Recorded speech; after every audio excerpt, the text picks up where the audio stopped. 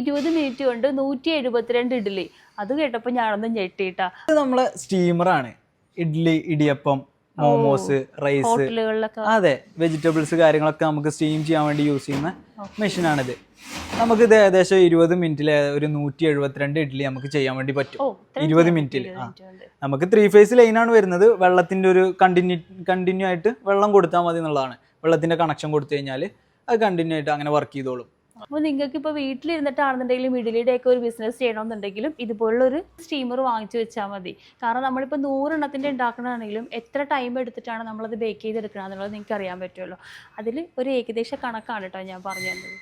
ഇത് നമ്മൾ എടുത്തു മാറ്റുക. ഇത് നമ്മൾ റൈസ്, വെജിറ്റബിൾസ് കാര്യങ്ങളൊക്കെ ചെയ്യാൻ വേണ്ടിയിട്ട്, അതേപോലെ ഇടിയപ്പം അങ്ങനത്തെ ഒക്കെ ചെയ്യാൻ വേണ്ടിയിട്ട്. അത് കഴിഞ്ഞാൽ നമുക്ക് ഇഡ്ഡലി ചെയ്യാനാണെന്നുണ്ടെങ്കിൽ ഈ ട്രേ എന്ത് ചെയ്യുക, കറക്റ്റ് ഇതേപോലെ എന്ത് ചെയ്യുക, ഇങ്ങനെ വെച്ച് കൊടുക്കുക.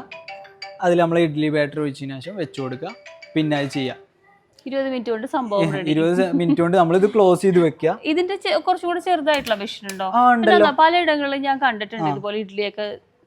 ഉണ്ട്. അതായത് നമുക്ക് ഇതിലൊരു 4 ട്രേ വരുന്നത്. ഇതിപ്പോ 8 ട്രേയുടെ മെഷീനാണ്. ഇതിൽ നമുക്ക് 4 ട്രേ വരുന്ന ചെറിയ മെഷീനറി വരെ നമ്മൾ സ്റ്റാർട്ടിങ്ങിലുണ്ട്. പിന്നെ 12 ട്രേ വരുന്നുണ്ട്. അത് ഏകദേശം 292 300 പീസ് ഇഡ്ഡലിന്റെ മേലേക്ക് ചെയ്യാൻ പറ്റിയ ടൈപ്പ്. അത് 20 മിനിറ്റ് തീരും. അത് 20 മിനിറ്റ് തന്നെ 300 ഇഡ്ഡലി വരെ അതെ ചെയ്യാം.